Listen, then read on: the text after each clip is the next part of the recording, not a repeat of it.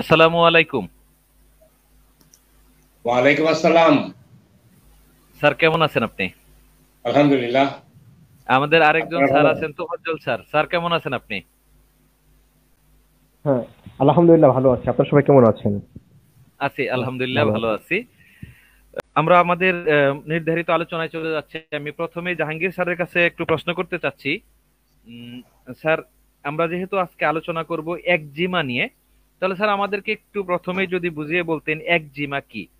এবং আমরা জানি যে দেশের বিভিন্ন অঞ্চল ভেদে এর নাম বিভিন্ন নামকরণ হয়ে থাকে। বিভিন্ন অঞ্চল ভেদে এর নামকরণটা যদি বলতেন স্যার। ধন্যবাদ সঞ্চালক মহোদয়।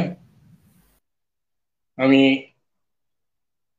আমাদের যে সকল শুভাকাঙ্ক্ষী, আমাদের চিকিৎসকবৃন্দ, শিক্ষার্থীবৃন্দ এবং হোমিওপ্যাথি স্টাডি গ্রুপের সদস্যবৃন্দ আজকের এই অনুষ্ঠান দেখছেন, শুনছেন, তাদের সবাইকে আমার আন্তরিক শুভেচ্ছা জানিয়ে আজকের এই অনুষ্ঠান শুরু করছি। প্রশ্ন করেছেন যে এক্সিমা কি, আবার অঞ্চল ভেদে কি কি নাম। এক্সিমা হচ্ছে, যদি আমি ইংরেজিতে বলি আর কি, এক্সিমা is a chronic inflammatory non contagious condition of the skin. আমাদের চর্মের এমন একটা অবস্থা যেটা ছোঁয়াচে নয়। অনেকের আমাদের ধারণা আছে চর্মরোগ ছোঁয়াচে, কিন্তু এক্সিমা একটা চর্মরোগ, কিন্তু এটা ছোঁয়াচে নয়, নন কন্টাজিয়াস। এবং এটা ক্রনিক ইনফ্ল্যামেটরি, দীর্ঘদিন। এটা আমাদের হোমিওপ্যাথির কথা না, এটা অ্যালোপ্যাথির সংজ্ঞা। তারা বলছে ক্রনিক মানে দীর্ঘদিন থাকে আর কি, এবং সেটা প্রাদাহিক অবস্থায় থাকে। এক্সিমা is a chronic inflammatory non contagious condition of the skin which is characterized by red, itchy, bumpy rash. এই যে এক্সিমা, এর বৈশিষ্ট্য হলো যে এতে কিছু চুলকানিযুক্ত লাল একটু উদ্ভিদের মতো থাকে। The skin is dry and flaky and can also lead to thickening and hardening at the later stage. আমাদের এই চর্মটা যখন এক্সিমা হয় তখন এটা শুষ্ক হয়ে যায়, অথবা শুষ্ক হওয়ার ফলে চর্মরোগ হয়। এমন ঘটনা ঘটে যে শুষ্কতা হলো এই এক্সিমার একটা বৈশিষ্ট্য, এবং সেখানে একটা ফ্লেকি, একটা আস্তে আস্তে মাছের আঁশ যেমন এরকম আঁশের মতো বা চটার মতো উঠতে থাকে। কোনো কোনো বইতে লেখে ক্রাস্টি, যা ক্রমে ক্রমে যত দিন যায় এটা এগুলো মোটা হতে থাকে। চর্মটা মোটা হতে থাকে, ওর আঁশ বা ক্রাস্ট বা চটা এগুলো মোটা হতে থাকে এবং শক্ত হতে থাকে, থিকেনিং অ্যান্ড হার্ডেনিং,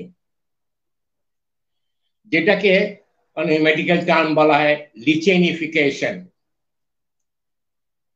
এই হলো মোটামুটি এক্সিমার কথা। আরো যদি কিছু বলি তাহলে আরো বলতে হয়, it is often synonymously used with the term dermatitis. এখন মেডিকেলি শব্দ ব্যবহৃত হয়, কেউ কেউ বলে ডার্মাটাইটিস, আবার কেউ কেউ বলে থাকেন এটাকে atopic dermatitis. এক্সিমা may be either acute or chronic. এই যে এক্সিমা, এটা হোমিওপ্যাথির ভাষায় বলা হয় অ্যাকিউট আর ক্রনিক, মানে অল্প কিছুদিন থাকতে পারে, আবার দীর্ঘদিনও থাকতে পারে। ইট মে অকার abruptly or gradually and may last for few weeks or months or years. এটা খুব দ্রুতই আমাদের চর্মে প্রকাশ পেতে পারে, অথবা ধীরে ধীরেও প্রকাশ পেতে পারে। এবং এটা ধীরে ধীরে কারো কারো দেহে সপ্তাহখানিক থাকে, কারো কারো দেহে মাসখানিক থাকে, আবার কারো কারো দেহে বছরের পর বছরই এটা বসবাস করতে থাকে এবং রোগীকে চুলকাতে চুলকাতে অস্থির করে ফেলে। রোগী খুব বিব্রতকর অবস্থায় পড়ে।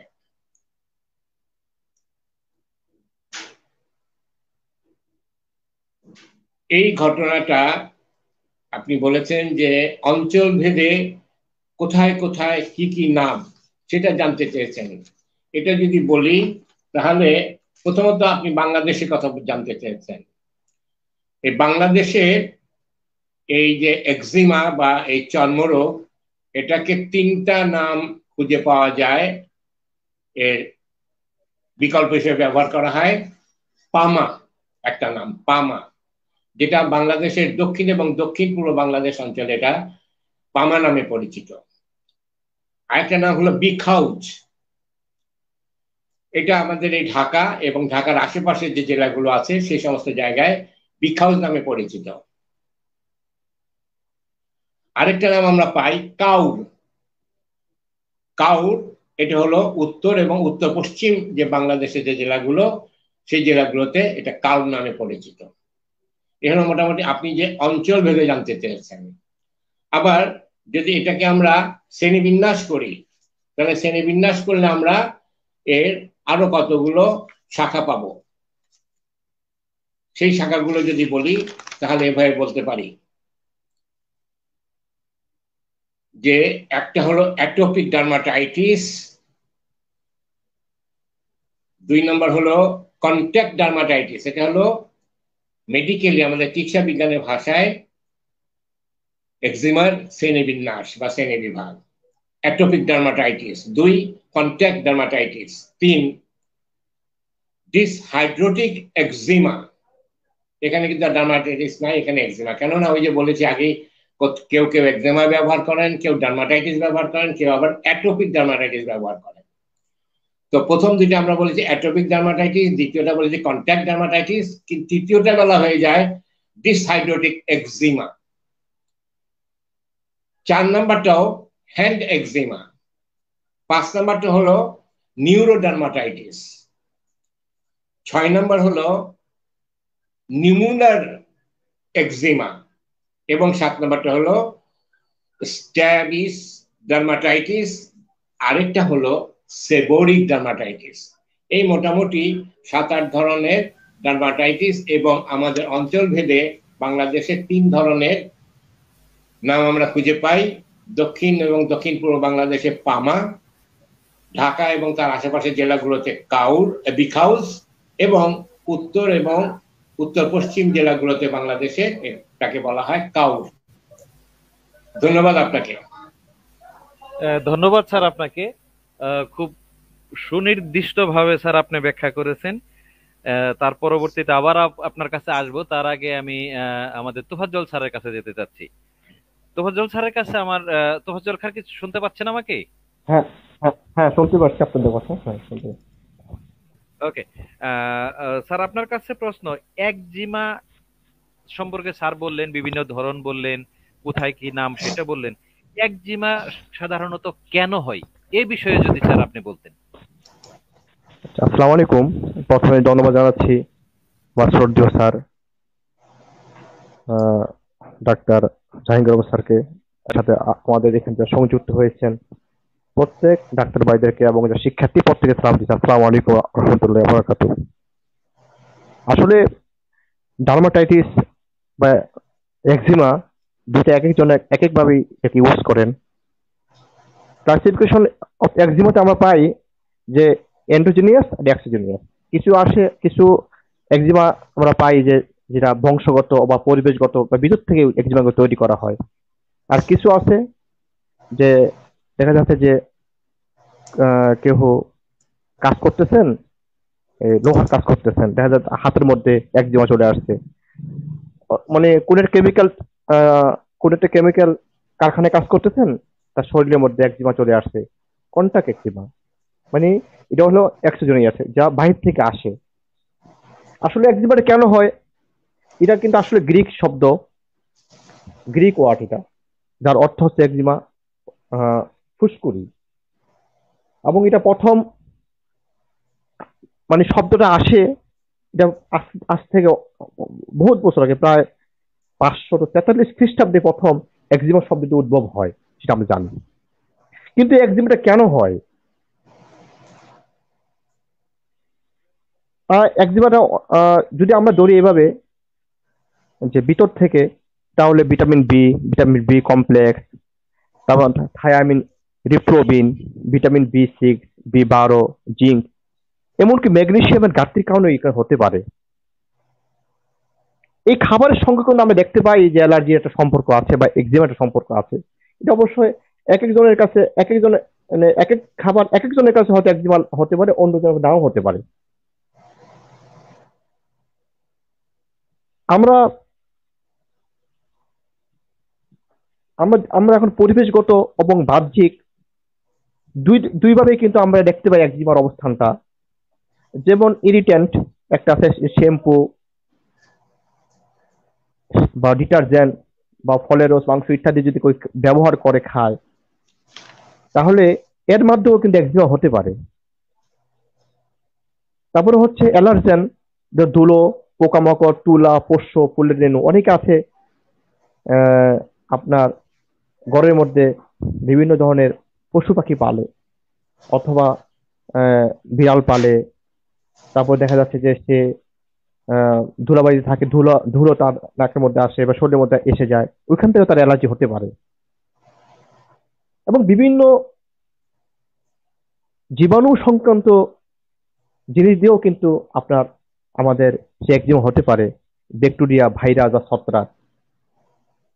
তারপরে যদি কারো অতিরিক্ত গরম লাগে, অতিরিক্ত ঠান্ডা বা বেশি আর্দ্রতার অভাব অথবা অতিরিক্ত ঘাম হয়, এইগুলো কারণে কিন্তু আমরা দেখতে পাই যে একজিমা হয়।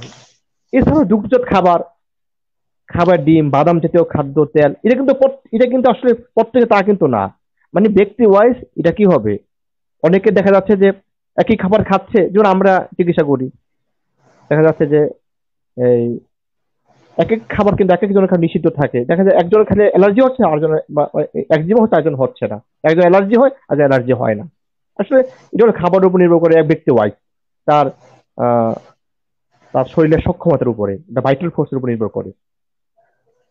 আবার একটা জিনিস দেখা যায় যে একজিমা অন্যতম আরেকটা কারণ হচ্ছে, কেন হতে পারে তার একটা কারণ হলো কি জানেন, যে সেটা হচ্ছে কেউ যদি মানসিক স্ট্রেস নেয়, মানে মানসিক চাপ যদি কেউ নেয়, তাহলে যদিও এটা কারণ না, কিন্তু একজিমাটাকে এটা বাড়িয়ে দেয়, এটাকে তীব্রতা বাড়িয়ে দেয়।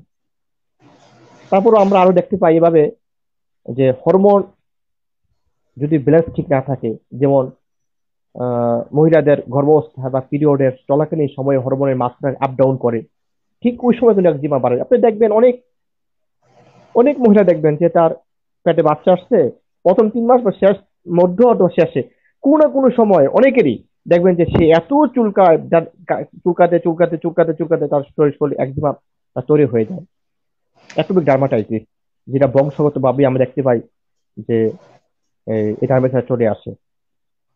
এরপরে আমি আরেকটা কথা বলবো, সেটা হচ্ছে আমাদের লিভারটা কিন্তু একজিমার জন্য একটা অন্যতম একটা কারণ হচ্ছে লিভার যদি সঠিকভাবে আমাদের শরীরকে বিষমুক্ত করতে না পারি, তবে আমাদের বিভিন্ন ধরনের চর্মরোগ দেখা দিতে পারে। কারণ বিভিন্ন ভারী ধাতু, পারদ, সীসা ইত্যাদি আমাদের অতিরিক্ত আর কি, এগুলো অতিরিক্ত থাকে, তাহলে আমাদের লিভারকে দুর্বল করে দেয়। এবং এই লিভার যদি দুর্বল হয়, আর এই পারদ বা সীসা ইত্যাদি যে মেটেরিয়ালস গুলো আছে, সেইগুলো দেহকোষে জমা হয়ে তারা বিভিন্ন ধরনের অটো ইমিউন ডিজিজ তৈরি করে ফেলে, এবং এর প্রতিক্রিয়ায় আমরা দেখতে পাই যে তার সোরিয়াসিস হয়, তার একজিমা হয়, তার অ্যাজমা হয়। সুতরাং আমাদেরকে যদি একজিমা থেকে বাঁচতে হয়, তাহলে আমাদেরকে অনেকগুলো নিয়মের মধ্যে চলে আসতে হবে। সুতরাং এইগুলো কারণে আমি দেখতে পাই যে আসলে, আর এছাড়াও আর অনেক কারণ আছে, হয়তো সময়ের স্বল্পতার কারণে আমি আলোচনা এই পর্যন্তই মনে বললাম। বাকিটা স্যার বলবেন। আসসালামু আলাইকুম। ধন্যবাদ আপনাকে, খুবই সুন্দরভাবে আমাদেরকে বুঝিয়েছেন। স্যার, আমি জাহাঙ্গীর স্যারের কাছে যেতে চাচ্ছি এখন। স্যার, আপনি একজিমা কি এটা বলতে গিয়ে একটি নাম বলেছিলেন যে অ্যাটোপিক ডার্মাটাইটিস। স্যার, এই অ্যাটোপিক ডার্মাটাইটিস এবং ওইখানে একজিমার ধরনগুলো বলে দিয়েছেন আপনি। স্যার, আপনার কাছে জানতে চাই অ্যাটোপিক ডার্মাটাইটিস কাদের হয়? এই বিষয়ে যদি স্যার বলতেন।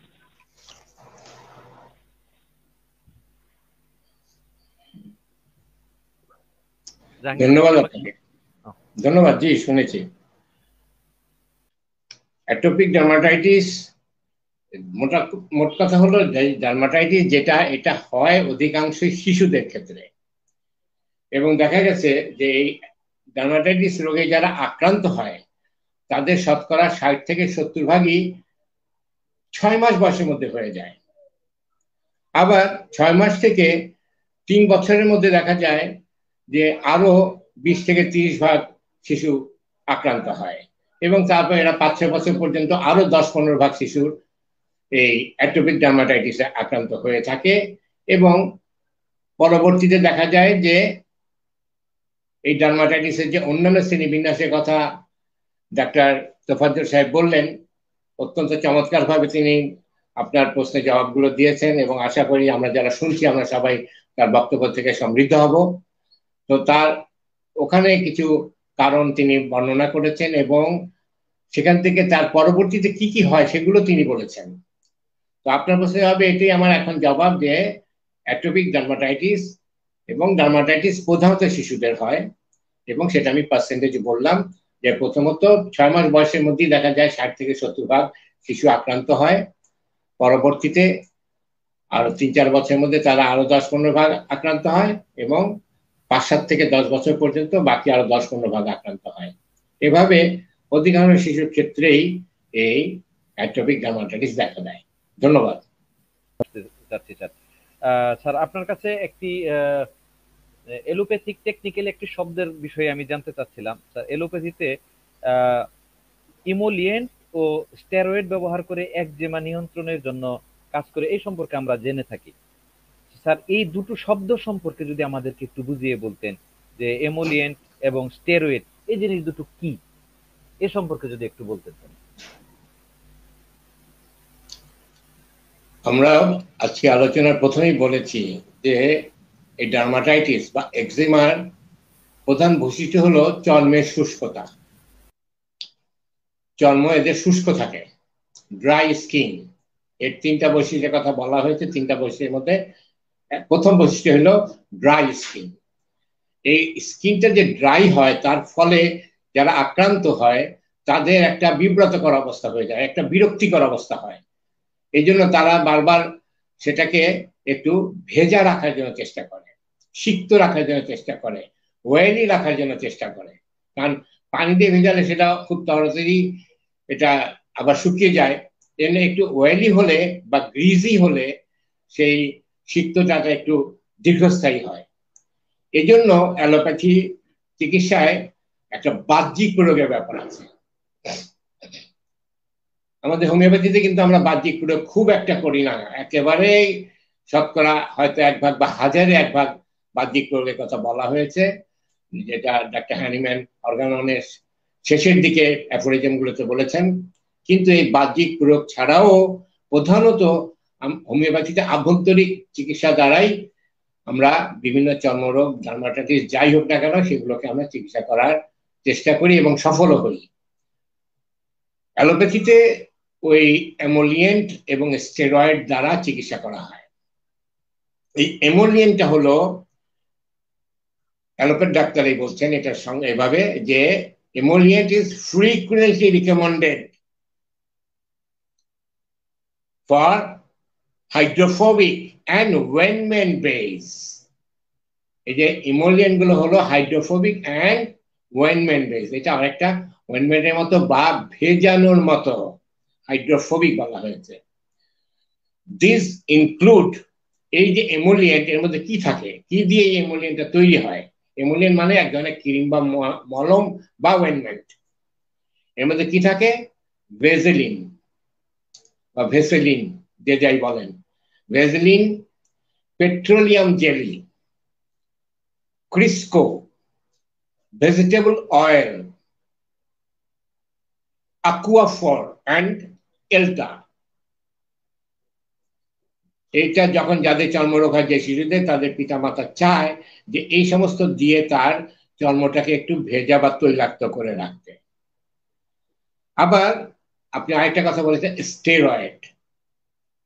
এই স্টেরয়েডটা হলো কি, টপিক্যাল স্টেরয়েডস আর মেডিকেটেড ক্রিমস, যে ক্রিমগুলোতে ঔষধ দেয়া হয়, ঔষধ যুক্ত cream, that are put on the skin, যা ওই চর্মরোগীর চর্মের উপরে আক্রান্ত স্থানে লাগানো হয়। They are used in addition to moisturizing for treating eczema. ওই যে তাদের চর্মটা শুষ্ক হয়ে যায়, এই শুষ্কটাকে ভেজানোর জন্য বা ভেজা রাখার জন্য এই স্টেরয়েড ক্রিম গুলো ব্যবহার করা হয়। এবং এদেরকে কিন্তু আবার স্টেরয়েড দ্বারা তৈরি, কিন্তু এদেরকেও কিন্তু আবার এমোলিয়েন্ট বলা হয়। Tropical steroids reduce skin inflammation. ওই যে বলা হয়েছে যে এক্সিমাটা হলো এক ধরনের চর্মের প্রদাহ, তো এই চর্মের প্রদাহটাকে কিন্তু এই যে আমাদের ট্রপিক্যাল যে স্টেরয়েড আছে, এরা এই চর্মের প্রদাহটাকে হ্রাস করতে সহযোগিতা করে।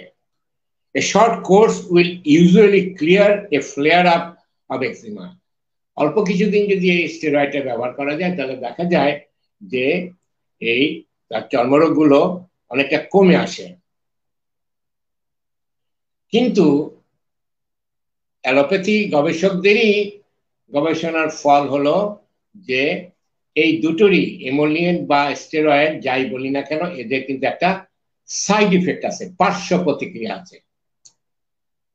সেই পার্শ্ব প্রতিক্রিয়াটা দুই ধরনের হয়ে থাকে, একটা হলো লোকাল আর একটা হলো সিস্টেমিক। লোকাল মানে যেই জায়গাটায় লাগানো হয় ওই জায়গাটায়, আর সিস্টেমিক হলো রোগীর আঙ্গিক, তার দেহের অভ্যন্তরে যে সমস্ত তন্ত্র রয়েছে, সিস্টেম রয়েছে, সেই সিস্টেমগুলিতেও এটা একটা পার্শ্ব প্রতিক্রিয়া দেখা যায়। তো স্থানীয় বা লোকাল ইফেক্টটা কি? Thinning of skins and reverse, চর্মটাকে পাতলা করে দেয়, এবং কখনো কখনো সেটা উল্টো হতে পারে, মোটাও হয়ে যেতে পারে। দুই নম্বর, পার্মানেন্ট স্ট্রেচ মার্কস, চর্মে একটা স্থায়ী দাগ হয়ে যায়। ব্রুজিং, ডিসকালারেশন অফ স্কিন, এবং চর্ম রঙ পরিবর্তিত হয়ে যায়। তিন নম্বর হলো থিন স্পাইডারি ব্লাড ভেসেলস, বা যাকে বলা হয় টেলেঙ্গেক্টাসিস, মানে আমাদের যে ক্যাপিলারিস গুলো আছে, সেই ক্যাপিলারিস বা আমাদের রক্তবাহী নালীগুলো আছে, নালীগুলো চিকন হতে হতে মাকড়সার জালের যে সুতাগুলো সেই রকম চিকন হয়ে যায়। এই জন্য এটাকে বলা হয়েছে থিন স্পাইডারি ব্লাড ভেসেলস। রক্তনালীগুলোকে পাতলা চিকন ওই মাকড়সার সেই সুতার মতো করে দেয়, যাকে বলা হয় টেলেঙ্গিয়াকটেসিস। এই হলো 4 নম্বর হলো যে hair may grow on the area of skin being used, চর্মের যে সমস্ত জায়গায় এই স্টেরয়েড বা এমোলিয়েন্ট গুলো ব্যবহার করা হয়, সেখানে বেশি বেশি করে অপ্রত্যাশিত চুল গজাতে থাকে।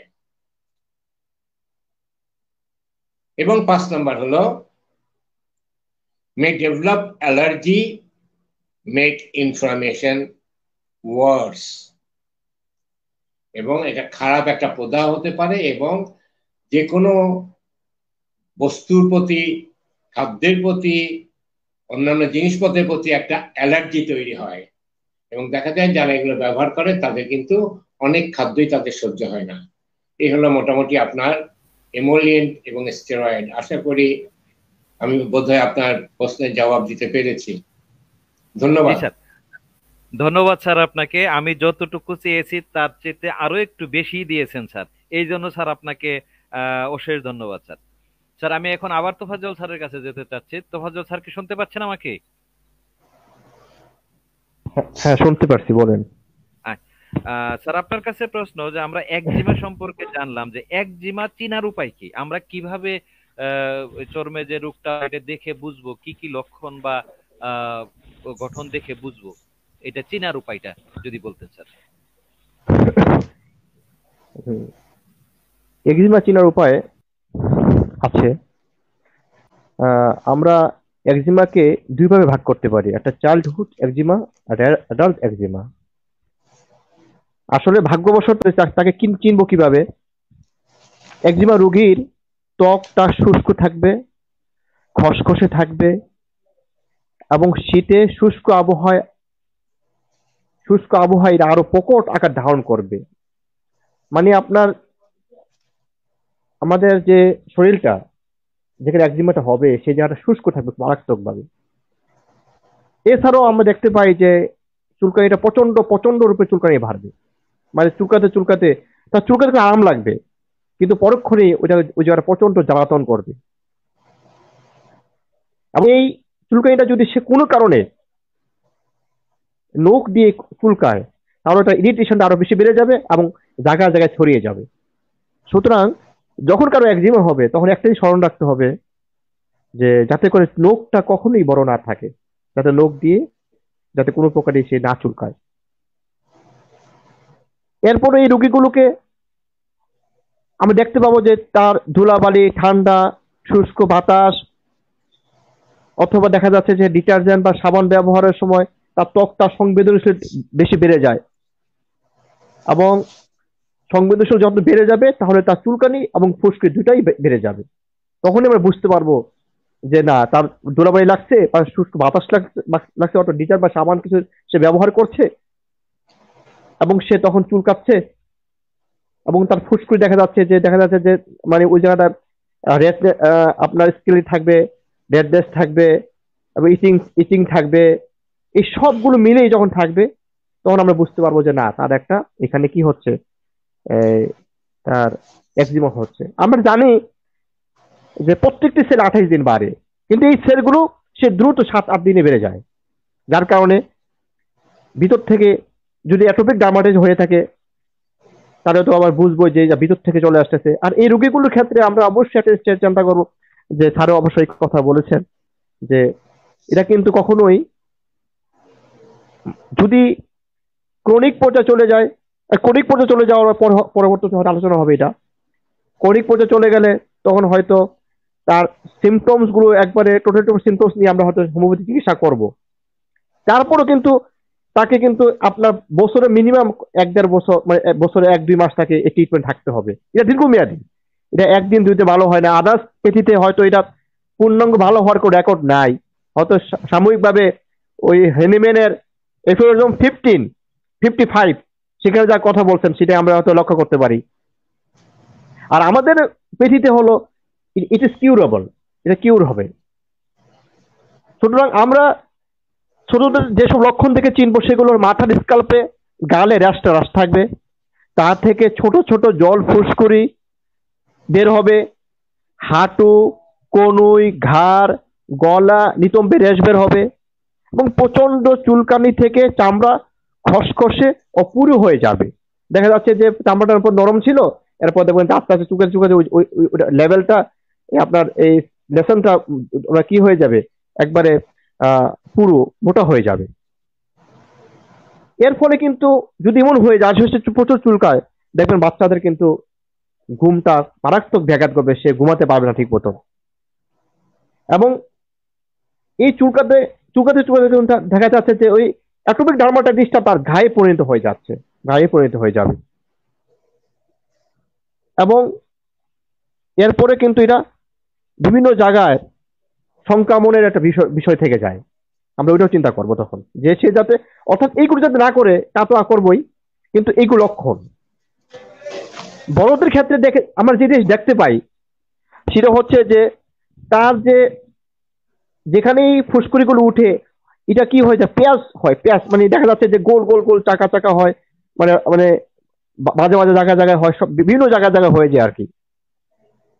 এবং এটা ছোটদের তো থাকে একটু, মনে করেন যে খসখসে কম থাকে, কিন্তু বড়দের ক্ষেত্রে এই খসখসেটা বেশি থাকবে এবং এটা এক বা একাধিক জায়গায় এটা হতে পারে। এবং যদি এটাকে সঠিকভাবে চিকিৎসা না করে তাহলে অবশ্যই স্থায়ী চুলকানি স্থায়ীভাবে বেড়ে যায় এবং সংক্রমণ তৈরি হতে পারে। এছাড়াও আমরা দেখব যে ছোটদের ক্ষেত্রে বিশেষ করে দেখবো আমরা যখন বাচ্চা হয়, মানে জন্মের সময় এই জিনিস লক্ষ্য করব যে বাচ্চার মাথার মধ্যে অর্থাৎ মুখে গালে দেখা যাচ্ছে যে র্যাশ হয়ে ওই যে চট পড়ে যায়, একটা মোটা একটা আবরণ চলে আসে। কিন্তু এটা কিন্তু ওই বেশি দিন থাকে না বাচ্চাদের ক্ষেত্রে। কিন্তু বিপরীত কিন্তু ছেলেদের ক্ষেত্রে, ছেলেদের যদি হয় তাহলে ক্রনিক পর্যায়ে চলে যাবে।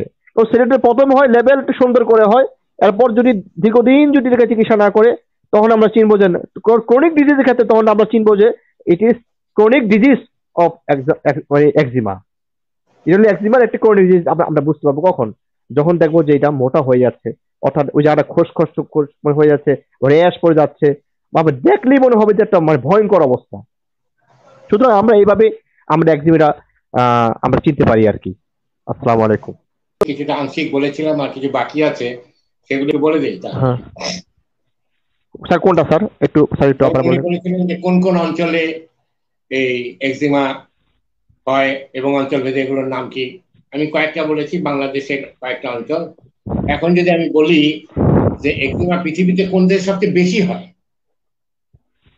কোন কোন দেশে সবচেয়ে বেশি হয়, এটা স্টাডি করে দেখা গেছে ওয়ার্ল্ড হেলথ অর্গানাইজেশন থেকে যে চায়না এবং দক্ষিণ কোরিয়ায়, চায়নাতে এই ডার্মাটাইটিস বড়দের ক্ষেত্রেও দেখা যায়, শুধু শিশু না, তাদের ডার্মাটাইটিস হতে দেখা যায়, অ্যাডাল্ট ডার্মাটাইটিস। দক্ষিণ কোরিয়া যেটা পাই আমরা সেটা হলো সেখানে চিলড্রেন অ্যান্ড অ্যাডোলেসেন্স, শিশু এবং যারা যুবক, তাদের ক্ষেত্রে এই ডার্মাটাইটিস বেশি দেখা যায়। আবার ফ্রান্স এবং ইউকেতে শিশুদের যে ডার্মাটাইটিস, এটাকে বলা হয় infancy, atopic dermatitis in infancy বলে ফ্রান্স এবং ইউকেতে নামকরণ করা হয়। এতে বললাম যে পৃথিবীতে সবচেয়ে বেশি বেশি কোন দেশে এই ডার্মাটাইটিস হয়, আর পৃথিবীর সবচেয়ে কম কোন দেশে হয়? আমি তো সবচেয়ে কম হয় পৃথিবীতে সবচেয়ে কম হয় ইসরায়েল এবং সুইজারল্যান্ডে।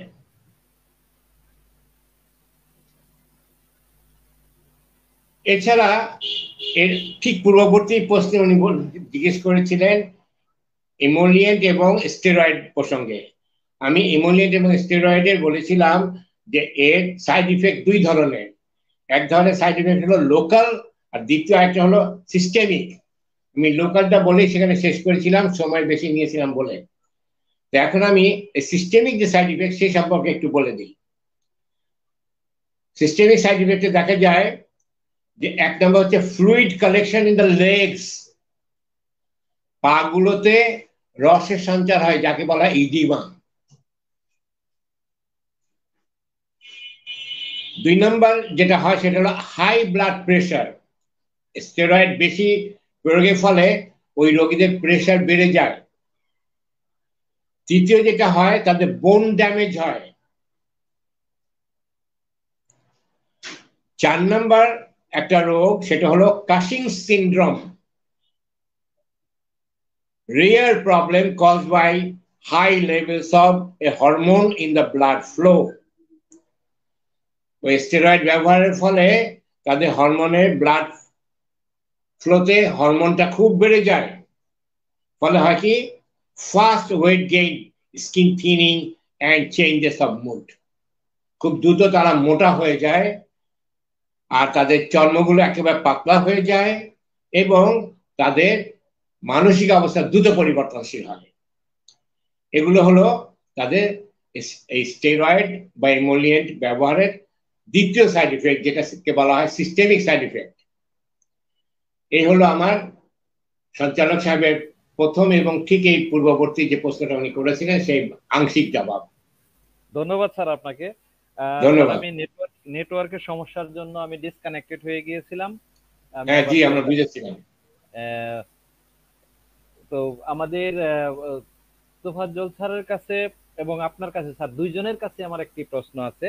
যে প্রশ্নটি হলো যে এই একজিমার যদি আপনি স্যার অনেকগুলো কথা বলেই দিয়েছেন, তারপরও আর একটু রিপিট করতে চাচ্ছি যে একজিমার যদি সঠিক চিকিৎসা না হয় দীর্ঘমেয়াদে কি ধরনের বিপত্তি হতে পারে, এ সম্পর্কে যদি সংক্ষেপে প্রথমে তোফাজ্জল স্যার বলতেন, তারপরে জাহাঙ্গীর স্যার। জি জি, হ্যাঁ তোফাজ্জল স্যার বলুন। আসসালামু আলাইকুম। কি ধরনের বিপত্তি হতে পারে? ধন্যবাদ স্যার দুজনকেই এবং আমার যারা শুনতেছেন সবাইকে ধন্যবাদ। একজিমার যদি সঠিক চিকিৎসা না হয় তাহলে কি বিপত্তি হতে পারে এ বিষয়ে অল্পতে বিশ্বাস করব যে একোইড ডার্মাটাইটিস যখন হবে বা একোইড একজিমা যখন হবে তখন আমরা প্রথমেই তাকে ট্রিটমেন্টে নিয়ে আসতে হবে। যদি ট্রিটমেন্ট না আসে তাও দেখা যাচ্ছে যে প্রথমে তাকে ইরিটেশন দেখা দিবে, রেডনেস দেখা দেবে, রেশেস, স্কেলিং বা স্মল ব্লিস্টার দেখা দিবে প্রথমে।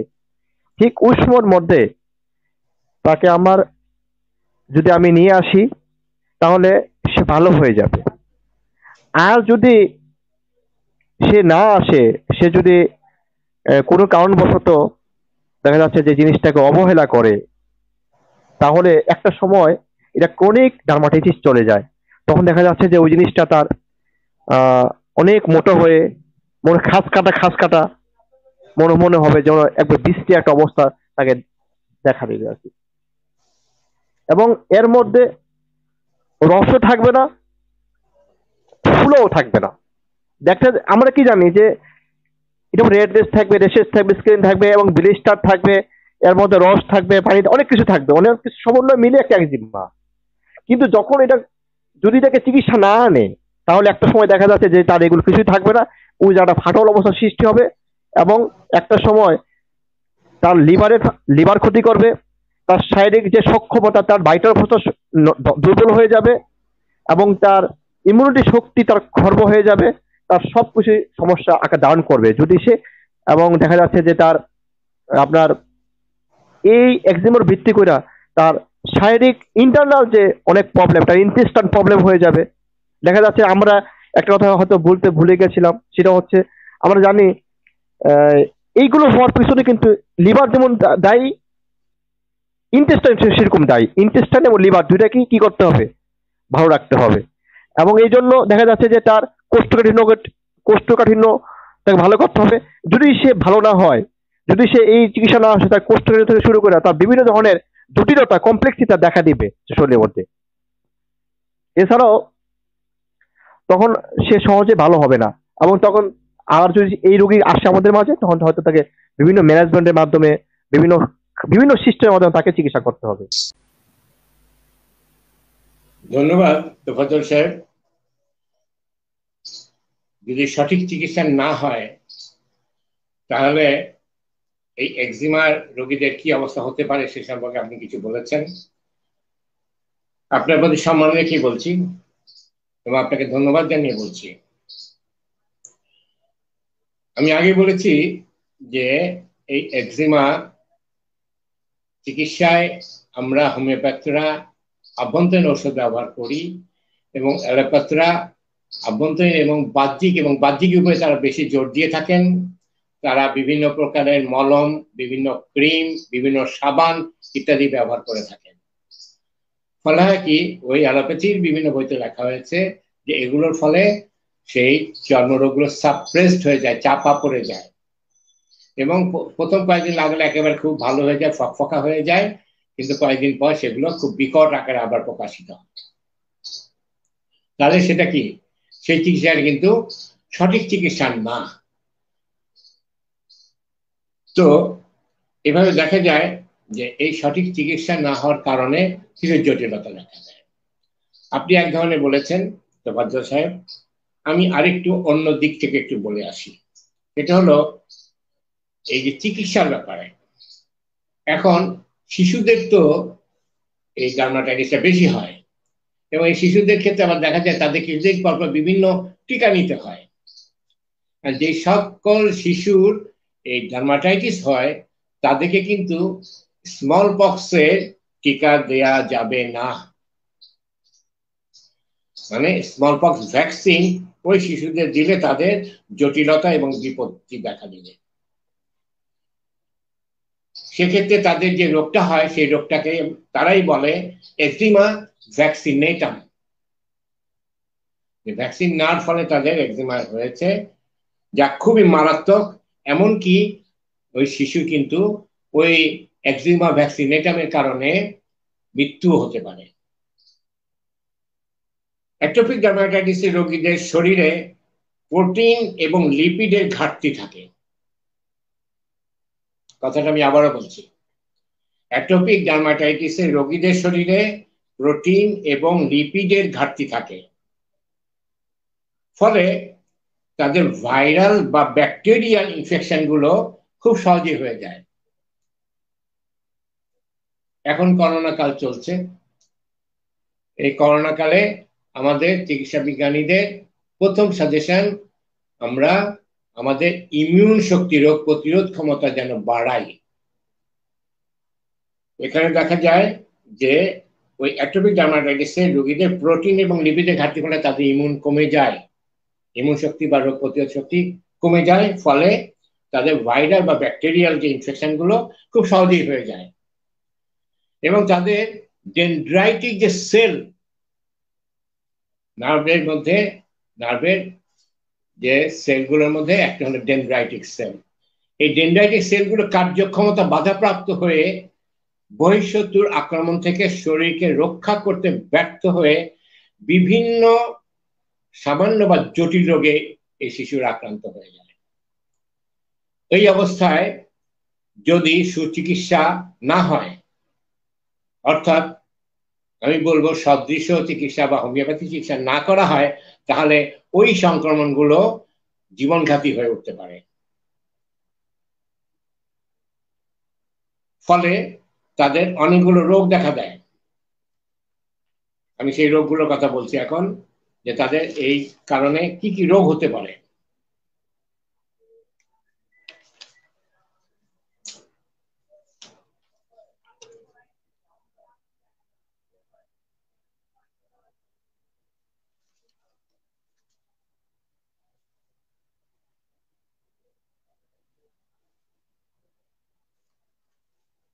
অ্যাটপিক ডার্মাটাইটিসে যদি সুচিকিৎসা না করা হয় তাহলে, এবং যদি অপচিকিৎসা হয়, তাহলে ওই রোগীদের অন্যান্য কিছু রোগ দেখা দেয়।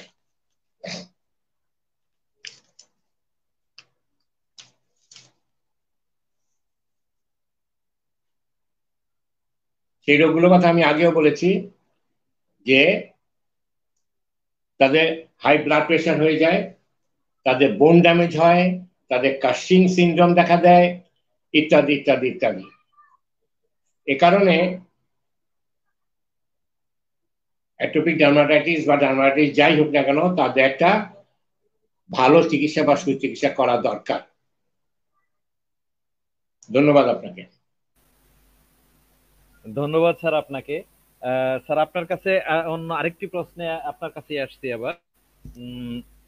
স্যার, আমাদের দর্শক শ্রোতাদের সবচেয়ে আকাঙ্ক্ষিত যে বিষয়টি থাকে যে এই রোগের চিকিৎসা, হোমিওপ্যাথিক চিকিৎসা, এই ক্ষেত্রে স্যার লক্ষণ সদৃশ একজিমার হোমিওপ্যাথিক চিকিৎসা সম্পর্কে যদি স্যার কিছু বলতেন।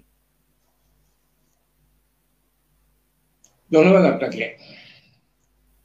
আসলে হোমিওপ্যাথি চিকিৎসা মানেই তো লক্ষণ সদৃশ চিকিৎসা। হোমিওপ্যাথি চিকিৎসকগণ রোগীর লক্ষণ দেখে সেই লক্ষণের সদৃশ্য ঔষধ দ্বারাই সকল রোগের চিকিৎসা করে থাকেন, এবং হোমিওপ্যাথিতে এই নীতিটা অনুসরণ করা হয় বলেই যে কোনো রোগ দ্রুত এবং স্থায়ীভাবে আরোগ্য লাভ করে এবং রোগী তার পূর্ব স্বাস্থ্যে ফিরে যায়।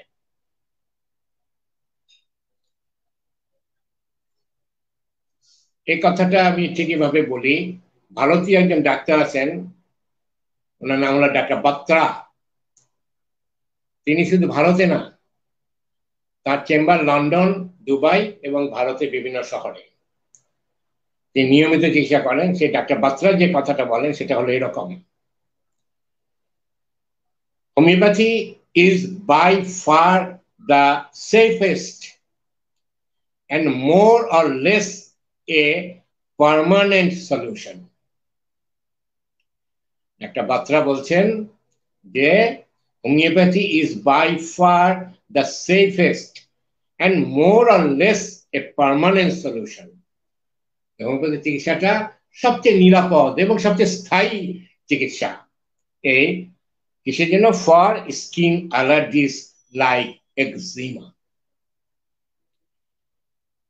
It helps in relieving the irritation and swelling by aiming to treat the excess histamine release. এই যে শরীর থেকে যখন ওই সমস্ত আক্রান্ত স্থান থেকে যায় প্রত্যেকটা হিস্টামিন উৎসরণ হতে থাকে, যার ফলে এই রোগীদের চুলকানো শুরু হয়। সেই চুলকানি থেকে এই হোমিওপ্যাথি সদৃশ্য ঔষধগুলো তাদেরকে রক্ষা করে এবং তাদের রোগগুলোকে দ্রুত হ্রাস করে। Which is the root cause of the disease, যা আমি বললাম যে এই হিস্টামিন রিলিজের ফলে তাদের এগুলো চুলকায় এবং সেগুলো বৃদ্ধি পেতে থাকে। It follows the unique mind and body concept and aims to address the triggers within the body that cause the disease. এই রোগীর দেহ এবং মনে যে বিষয়গুলো সংক্রমিত হওয়ার ফলে তাদের এই রোগগুলো হয়, হোমিওপ্যাথি ঔষধ সদৃশ হওয়ার ফলে তার দেহ মন থেকে সেই কারণগুলোকে দূর করতে সাহায্য করে। এখন কি কি হোমিওপ্যাথি ওষুধ আছে এবং কি কি আপনি বলেছেন সদৃশ্য লক্ষণের কথা, সদৃশ্য লক্ষণে কিভাবে আমরা ব্যবহার করব সেটা একটু বলি। Many homeopathic medicine acts efficiently in treating varied case of eczema. আমি 7 ধরনের এক্সিমার নাম বলেছি। এই যে বিভিন্ন ধরনের এক্সিমা, এই বিভিন্ন ধরনের এক্সিমায় হোমিওপ্যাথির অনেক ওষুধ আছে। আমি একটু পরে সংখ্যাগুলোও বলবো আপনাদেরকে। এখন শুধু বলছি যে এই যে লক্ষণ সাদৃশ্য হোমিওপ্যাথি ওষুধগুলো কোন কোন লক্ষণে কি কি কাজ করে সামান্য একটু বলি আর কি। এগুলো বলতে অনেক সময় লাগবে কারণ অনেক ওষুধ। প্রথমে বলবেন এটা homeo remedies such as natrum mur, silicea, sulphur, এনথুজা আর generally thought for এক্সিমা।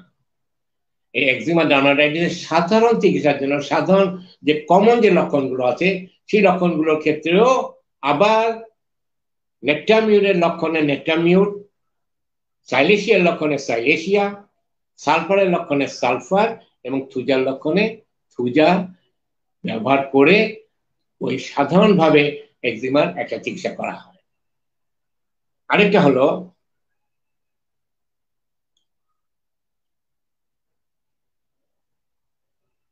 medicine as meserium, borax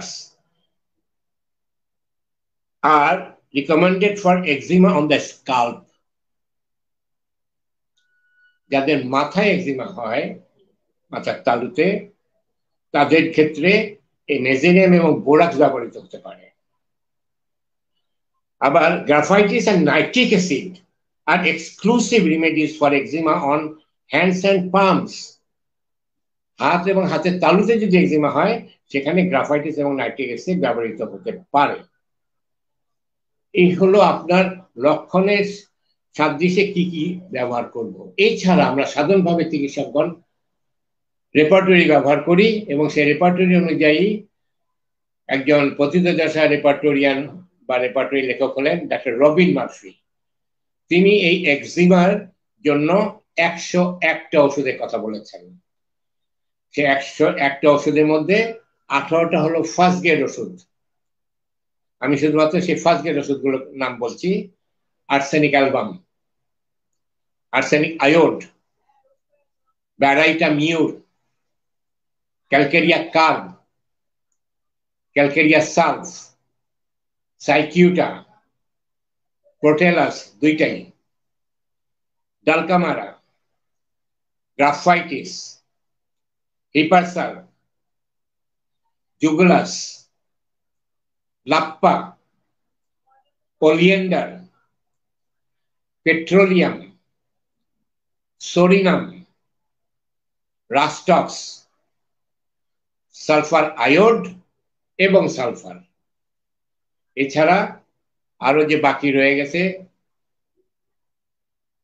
প্রায় 83টা ওষুধ সেকেন্ড গ্রেড এবং থার্ড গ্রেড। সময়ের অভাবে আমি সেগুলোর নাম বলছি না, পরবর্তী কোনো সময় বলা যাবে। ধন্যবাদ। ধন্যবাদ স্যার আপনাকে। স্যার আপনি এবং তোফাজ্জল স্যার দুইজনের কাছে আমার একটি প্রশ্ন আছে স্যার। এখন স্যার আপনারা দুইজনই দীর্ঘদিন যাবৎ খুবই গুরুত্বপূর্ণ চিকিৎসা দিয়ে আসছেন বিভিন্ন ক্ষেত্রে। স্যার, আপনাদের এই চিকিৎসা জীবনে এই একজিমা চিকিৎসার কোনো সফলতা থাকলে যদি বর্ণনা করতেন। তো জাহাঙ্গীর স্যারের কাছে, আমরা স্যারের কাছে একটি সফলতার গল্প জানতে চাচ্ছি। ধন্যবাদ আপনাকে। শুনতে পাচ্ছেন আমাকে? হ্যালো। জি স্যার, শুনতে পাচ্ছি। জি স্যার, শুনতে পাচ্ছি। আচ্ছা, যাই হোক, কিন্তু আমি আমাকেই দেখতে পাচ্ছি না, এই জন্য আমি বুঝতে পারছি না যে শুনতে পাচ্ছেন কিনা। ধন্যবাদ শুনতে পাচ্ছেন বলে। সাফল্যের কথা বলতে হলে হোমিওপ্যাথিতে তো আসলে অনেক সাফল্যই আছে। এই একজিমা রোগীও আমাদের হোমিওপ্যাথিতে অনেক আছে, অনেকগুলোই আছে। তার মধ্যে আমি একটা কথা এখন বলবো। একটা হলো এই যে আমাদেরই একজন ছাত্রী সুমিতা রানী, তিনি বয়স হবে প্রায় 40-42 বছর, কোন একটা বেসরকারি প্রতিষ্ঠানে খুব উচ্চ পদে তিনি চাকরি করতেন, এখনো হয়তো করছেন, অনেকদিন আমার সাথে দেখা সাক্ষাৎ নেই। 2010 সালের কথা বলছি আমি। 2010 সালের সেপ্টেম্বর মাসের মাঝামাঝি হঠাৎ করে আমি বিকালবেলা চেম্বারে রোগী দেখছি, হঠাৎ তিনি এসে হাজির। এসে রোগীদের কাতারে বসেছিলেন, যখন তার সিরিয়াল আসলো তিনি আসলেন। ভেতরে যখন ঢুকলেন আমার কাছে, আমার চেম্বারে, প্রথমে তিনি বাইরে ভিজিটার্স রুমে বসেছিলেন, পরে যখন আমার কাছে আসলেন তখন তো আমি দেখে অবাক। এই কি, এই সুমিতা রানী মোটামুটি ওনার স্বাস্থ্যটা মিডিয়ামের চেয়ে একটু কম, চেহারাটা আরেকটু ছোট, কিন্তু আমার সামনে যিনি উপস্থিত হলেন তার চেহারাটা মনে হয় যে তার দেহের চেয়েও বড়, মুখমণ্ডলটা এত ফুলে গেছে। এসে উনি কান্না করে দিলেন যে স্যার দেখেন আমার কি অবস্থা, এখন আমার কি এটা কোনো চিকিৎসা হবে? আমি বললাম কেন চিকিৎসা হবে, এই প্রশ্ন আপনি আমাকে করছেন কেন? কতদিন যাবত আপনি ভুগছেন, কি কি চিকিৎসা করেছেন? তখন আমারই এক সহকর্মী, আপনারা জানেন যে 2010-11 সালের দিকে, 9-10-11 সালের দিকে এই বাংলাদেশে হোমিওপ্যাথি চিকিৎসা একটা বিপ্লব হয়ে গিয়েছিল। তখন এই 8-10 জন চিকিৎসক টিভিতে বিজ্ঞাপন দিয়ে চিকিৎসা করে দৈনিক প্রায় 700-800 করে রোগী দেখতেন তারা, এবং কোটি কোটি টাকা তারা আয় করেছেন তখন। তো সেরকমই আমার একজন সহকর্মী, উনি এরকম করেছিলেন, এবং ওনার ওখানে আমাদের এই ছাত্রছাত্রীরা লাইন লাগিয়েছিল, কারণ ওখানে 700-800 রোগী ডেলি দেখা যায়। অভিজ্ঞতা তো ভীষণ রকমের অভিজ্ঞতা, তাই না? সেই জন্য আমাদের ছাত্রছাত্রী সেখানে যায়, এবং সেখানে এই সুমিতা রানীও সেখানে কিছুদিন ছিলেন, এবং পরবর্তী তিনি আক্রান্ত হন। আক্রান্ত হওয়ার ফলে যেহেতু ওই চিকিৎসক তখন প্রতিদিন শত শত রোগী দেখছেন, কোটি কোটি টাকা আয় করছেন, তো ওনারই শরণাপন্ন হলেন, এবং উনি তাকে লক্ষণ দেখে দেখে বুঝে শুনে যাই করেছেন। তিনি 50 শতাংশ শক্তিতে M3 থেকে শুরু করে M17 পর্যন্ত ব্যবহার করেছেন বিগত 3 মাসে। এটা তার ভাষ্য যে স্যার আমাকে উনি M3 থেকে শুরু করে এই 3-3.5 মাসের মধ্যে M17 পর্যন্ত দিয়েছেন। ক্রমেই আমার এগুলো বাড়ছে, আর আমার চেহারা দেখে কি হয়েছে। আমি আমার কম্পিউটারে একটা ছবি তুলে রেখেছি, উনি বললেন আর কি, যে কিভাবে আমার এই চেহারা বড় হচ্ছে সেটা আমার প্রতিটি স্তরে স্তরে ছবি তোলা আছে। এখন স্যার আমার কি এটা ভালো হবে, আবারও জিজ্ঞেস করলেন। এখন আমি চেষ্টা করে দেখি, কারণ ভীষণ নাম করা চিকিৎসক আপনার চিকিৎসা করেছেন, উনি প্রতিদিন এত রোগী দেখেন, এবং তখন তাদের জয় জয়কার অবস্থা, তো আমি এটা চেষ্টা করতে পারি।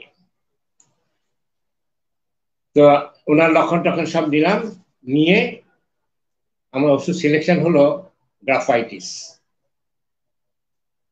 তো তো আমার ছাত্রীও জিজ্ঞেস করলো স্যার কি ওষুধ দেবেন? আমার তো গ্রাফাইটিস আসছে। বলে স্যার উনি তো আমাকে এই M3 থেকে M17 মধ্যে গ্রাফাইটিসই দিয়েছেন। ঠিক আছে, উনি দিয়েছেন, এখন আপনি আমার কাছে যে কথাগুলো বললেন, আপনার যে লক্ষণগুলো বললেন, এই লক্ষণগুলো ঠিক আছে তো? উনি বললেন হ্যাঁ ঠিক আছে। তাই বললাম ঠিক আছে, তাহলে আমি আপনাকে গ্রাফাইট ডিসি দিচ্ছি। তা আমি তো আবার 50 শতাংশ ব্যবহার করি না, আমি 100 শতাংশ ব্যবহার করি। আমি 200 শক্তি তার জন্য সিলেক্ট করলাম, এবং সেই 200 শক্তিকে আমি কয়েকবার কাপ বদল করে যতটা সম্ভব সূক্ষ্ম করে, কারণ আমি শুনে ফেলছি তো যে তার গ্রাফাইটিস এবং 50 শতাংশ শক্তিতে খেয়েও তার অ্যাগ্রাভেশন হয়ে এই অবস্থা। তো এই জন্য আমি তাকে গ্রাফাইটিস 200ই দিলাম, দিয়ে এবং সেটাকে কয়েকটা কাপ বদল করে আমি তাকে দিলাম, দিয়ে বললাম এটা আপনি খাবেন 3 থেকে 4 বারের বেশি না। এবং সেটা কি, সকালে একবার, রাতে একবার, সকালে একবার, রাতে একবার। যদি দেখেন যে বাড়ছে তাহলে ওষুধ খাবেন না, যদি দেখেন যে কমছে তাহলে ওষুধ খাবেন না। এই বলে তাকে আমি বললাম, ও তো কোনো রকমই নিবে না গ্রাফাইটিস, বলে স্যার অন্য কোনো ওষুধ আমাকে দেন। আমি বললাম যে আমি তো বললাম আপনি যে লক্ষণগুলো বলেছেন সঠিক বলেছেন তো? বলে জি স্যার, আমি মিথ্যা কথা বলি নাই। আমি তাহলে আপনার এই লক্ষণ যদি সঠিক হয়ে থাকে তাহলে আপনার ওষুধ গ্রাফাইটিসই। বললাম আমি স্যার গ্রাফাইটিস খেলাম এত এত, আর 50 শতাংশ আমি শক্তি খেয়েছি। বললাম যাই খেয়েছেন খেয়েছেন, আমি তো সকলের সাথে তর্ক করি না, এবং আমি সকলকে বলিও না। আমি বলেছি যে সূক্ষ্ম হিসাবে ওই আপনার M17-এর চেয়ে আমার 200 অনেক সূক্ষ্ম। শুধু এটুকু জেনে রাখেন, আপনি পরে আসলে আমি আপনাকে বুঝিয়ে দেবো যে কিভাবে আমার 200 ওই M17-এর চেয়ে সূক্ষ্ম। যাই হোক, তো এই বলে ওনাকে আমি দেখলাম যে উনি ওষুধ নাও খেতে পারেন। আমার অ্যাসিস্ট্যান্টকে বললাম যে ওকে এখনই একটা ডোজ খাওয়াই দেন। তো ওকে তখন ওই যে 4 ডোজের মতো ওষুধ, 4 বার খাওয়ার মতো ওষুধ দিয়েছিলাম। তো ওনাকে প্রথমবারের ওষুধটা তাকে খাওয়া দেওয়া হলো। বিকালবেলা তিনি এসেছিলেন, তাই বললাম যে আজকে আর খাবেন না, কাল সকালে খাবেন, আবার কাল সন্ধ্যায় খাবেন, আবার পরের দিন সকালে খাবেন, ব্যাস এই 4 বারই খাবেন মোট। তারপর আমাকে জানাবেন যে বেড়েছে না কমেছে। 3 দিন পর উনি এসে হাজির হাসতে হাসতে, স্যার কি বললেন আপনি? সেদিন বললেন যে 50 M17-এর চেয়ে আপনার 200 অনেক সূক্ষ্ম, সেটাই পেয়ে গেলাম স্যার। মানে তার ওই যে ফুলা চেহারা সেটা প্রায় অর্ধেক কমে গেছে, এবং চুলকানিও তার এখন আর তেমন নাই।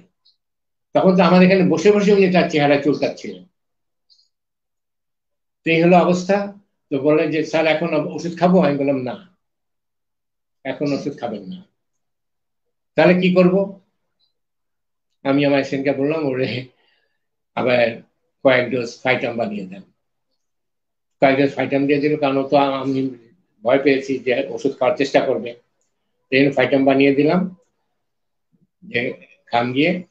1 সপ্তাহ পর উনি আসলেন, তার চেয়ে আরেকটু ভালো, কিন্তু এবার তার চুলকানি একটু বেড়েছে আর কি, চুলকায়, কিন্তু ওই চেহারাটা আরেকটু কমেছে। 3 দিনে যে 50% কমেছিল, কিন্তু 7 দিনে কিন্তু ততটা কমেনি, 5% কি 10% কমেছে।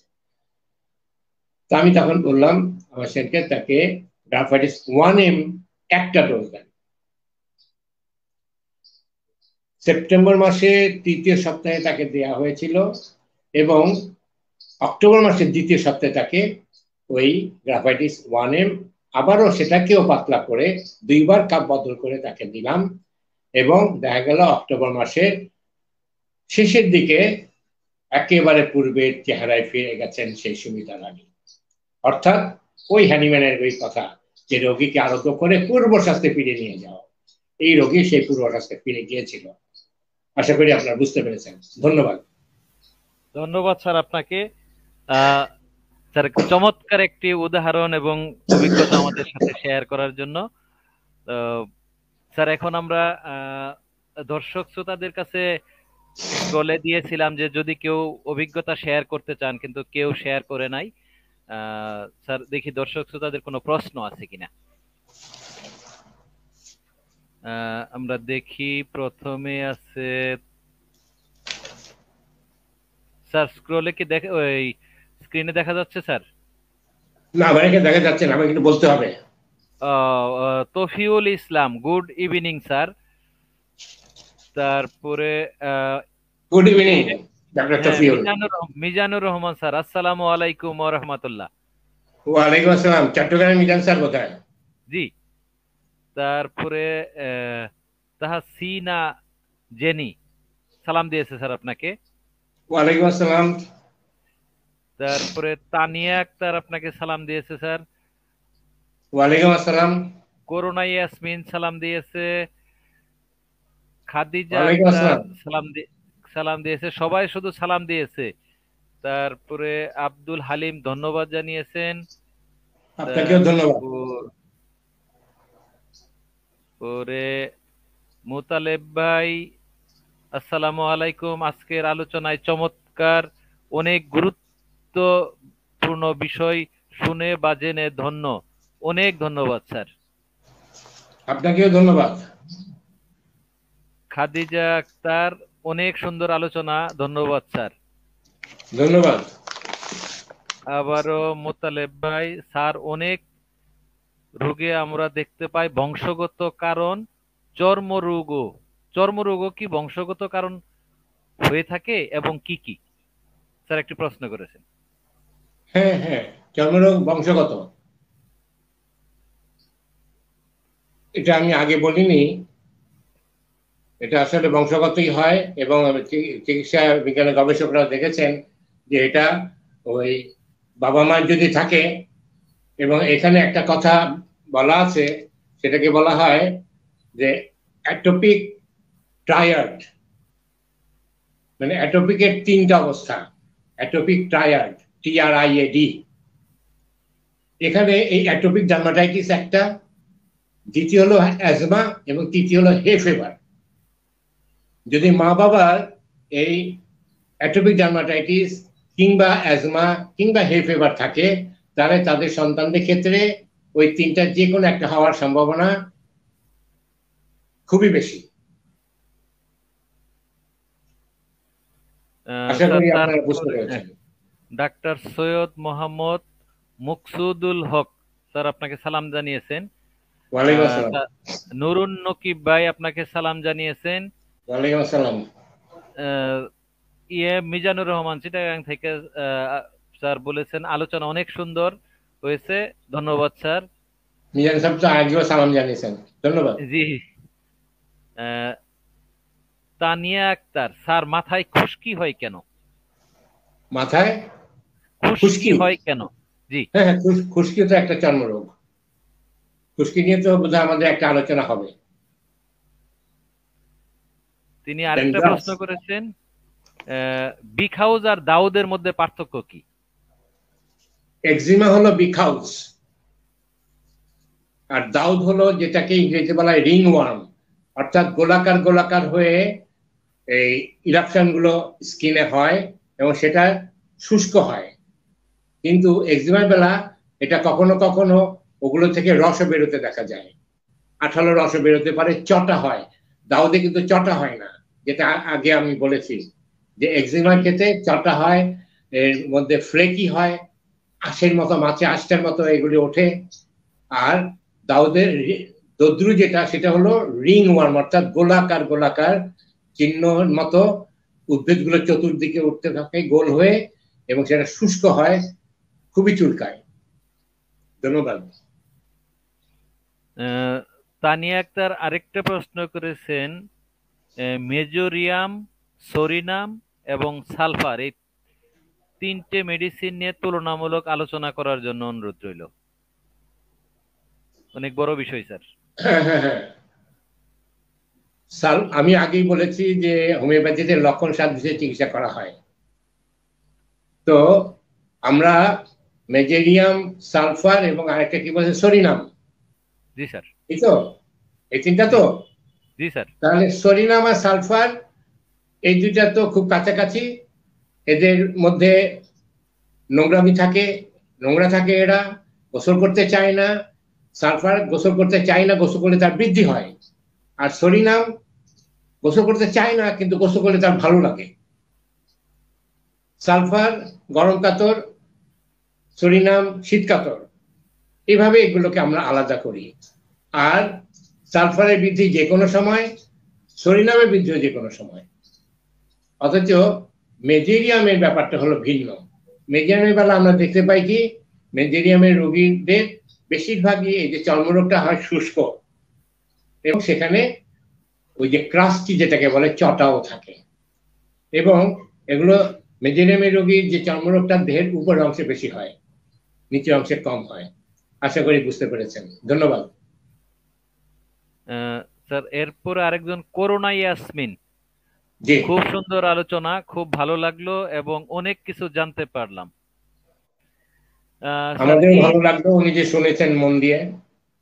এই ছিল স্যার আজকের দর্শক শ্রোতাদের বিভিন্ন প্রশ্ন এবং সালাম আদাবের বিষয়। স্যার এখন আমাদের অনুষ্ঠানের একদম শেষ প্রান্তে চলে এসেছি। যদি স্যার দর্শক শ্রোতাদের উদ্দেশ্যে স্যার আপনি কিছু বলতেন, বলে আমরা আমাদের অনুষ্ঠান শেষ করব। যদি তোফাজ্জল সাহেব কিছু বলেন আগে বলে নেন, আর পরে আমি বলি। জি স্যার। তোফাজ্জল স্যার কি শুনতে পাচ্ছেন আমাকে? হ্যালো। হ্যাঁ হ্যাঁ শুনতে পাচ্ছি, হ্যাঁ শুনতে পাচ্ছি জি। হ্যাঁ, দর্শক হ্যাঁ শ্রোতাদের আমি উদ্দেশ্যে যদি আপনি কিছু বলতে চান, বলার জন্য অনুরোধ করছি। হ্যাঁ দর্শক সবাইকে আমার পক্ষ থেকে ধন্যবাদ। আর স্যারের কাছে একটা আমার ব্যক্তিগত আলোচনা একটা রিকোয়েস্ট থাকবে, সেটা হচ্ছে আমরা আমরা যেন এই সবসময় আলোচনাগুলো অব্যাহত রাখি।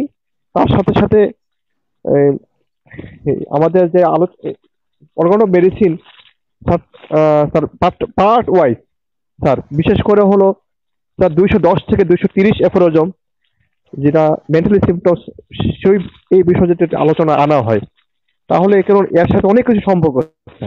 আমি স্যার আমার এমরাইসের সাথে যেটা আমি দেখছি, আপনি যদি যখন আমাকে জানাবেন স্যার। আসসালামু আলাইকুম স্যার ধন্যবাদ ডাক্তার তোফাজ্জল। দর্শক শ্রোতাদের উদ্দেশ্যে আমি তো আগেও বলেছি, এখনো বলি এই কথাই, যে চিকিৎসার নামে যেন আমরা অপচিকিৎসা না করি। এবং আপনারা দেখতে পাচ্ছেন যে অন্যান্য চিকিৎসা ব্যবস্থায় এই যে বাহ্যিক ওষুধগুলো দিয়ে এগুলোকে চাপা দেওয়া হয় এবং এগুলো কোনোদিনই সারে না, দীর্ঘদিন এই রোগগুলো নিয়ে ভুগতে হয়।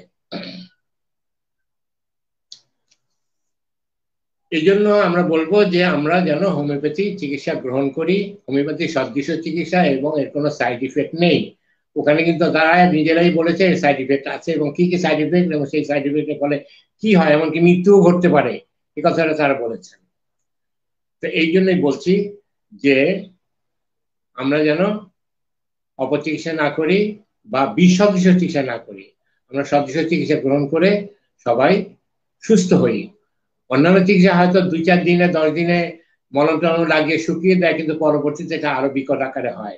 কিন্তু হোমিওপ্যাথিতে যদিও এটা আমরা আভ্যন্তরীণ ঔষধ দিয়ে বা খাওয়াবার ওষুধ দিয়ে আমরা আরোগ্য করার চেষ্টা করি, ফলে একটু সময় লাগে। সময় লাগলেও এটা কিন্তু স্থায়ীভাবে আরোগ্য হয়, ফলে রোগী আর বারবার ভোগে না। এই জন্য বলবো, এবং হোমিওপ্যাথি চিকিৎসা অনেক অল্প ব্যয়বহুল। অ্যালোপ্যাথি চিকিৎসাতে যেমন প্রচন্ড ব্যয়বহুল, হোমিওপ্যাথি চিকিৎসা কিন্তু শুধুমাত্র ঔষধ লাগে, অন্য কিছু লাগে না। আর অন্যান্য প্যাথিতে মানে আমরা হোমিওপ্যাথিতেও টেস্ট করাই, কিন্তু সেই টেস্ট হলো একবার করে আমরা বুঝে নেই যে কি অবস্থা, এবং আমরা চিকিৎসা শেষে আবার রোগীকে বলে এবার আপনি টেস্ট করে দেখেন যে আপনার রোগ আছে কি নাই। কিন্তু আপনি অ্যালোপ্যাথিতে যাবেন, যতবার ডাক্তারের কাছে যাবেন ততবারই টেস্ট, এবং যতবার ডাক্তার বদলাবেন ততবারই আবার প্রয়োজনীয় অপ্রয়োজনীয় বিভিন্ন প্রকারের টেস্ট। এছাড়া ওই যে মলম, সাবান, ক্রিম, একটা সাবানের দাম 600 টাকা, যেটা তারা কিনে আনে 100 টাকা 150 টাকা দিয়ে। এই সাবান অন্য কোথাও পাওয়া যায় না, ওই চিকিৎসকদের চেম্বারে বিক্রি হয়। 600 টাকা, 900 টাকা, 1200 টাকা সাবানের দাম, ক্রিমের দাম, ওয়েনমেন্টের দাম, এরকম। তো এটা হলো অতিরিক্ত খরচ। ওনারা কিন্তু ওষুধ দিলেই পারতেন, কিন্তু ওষুধের সাথে আবার ওই জিনিসগুলো তারা দিয়ে দেন, এবং সেটা দিয়ে হয়তো দেখা যায় 2-4 দিনের মধ্যে সেই জায়গাগুলো শুকিয়ে যায়, কিন্তু পরবর্তীতে আবার সেটা বের হয় এবং বিকট আকারে বের হয়। কিন্তু হোমিওপ্যাথি আমরা শুধু খাবার ওষুধ দিয়ে এটাকে আরোগ্য করি, ভেতরে যদি কিছু থাকে সেটাকে আমরা বের করে দিই। এই জন্য হোমিওপ্যাথি একটা বদনাম আছে, অনেকে বলে যে হোমিওপ্যাথি ওষুধ খেলে বাড়ে। বাড়ে কেন? যে ভেতরে চাপা দেওয়া হয় আগে, কারণ আমাদের এত প্রথমে রোগী আসে না, প্রথম তো অন্যান্য থেকে ওষুধ খেয়ে, তবে যখন আর হয় না পারে না তখন আমাদের কাছে রোগী আসে। তো তখন ওই চাপা পড়া জিনিসগুলোকে আমাদেরকে বের করতে হয়, বা আমাদের ওষুধের বৈশিষ্ট্যই হলো ভেতরের খারাপ জিনিসগুলোকে বের করে দেওয়া। ফলে প্রথমে একটু বাড়লেও একটু ধৈর্য ধরে ওষুধ খেলে সে সম্পূর্ণ আরোগ্য লাভ করবে। এই জন্য বলি, আপনারা অভিজ্ঞ শিক্ষিত হোমিওপ্যাথিক চিকিৎসকের কাছ থেকে আপনাদের যে কোনো রোগে চিকিৎসা গ্রহণ করেন। এই বলে আমার বক্তব্য শেষ করছি। ধন্যবাদ। ধন্যবাদ স্যার আপনাকে। সকল দর্শক শ্রোতাদের হোমিওপ্যাথি স্টাডি গ্রুপের পক্ষ থেকে ধন্যবাদ জানিয়ে আজকের মতো অনুষ্ঠান এখানেই শেষ করছি। আসসালামু আলাইকুম। ওয়ালাইকুম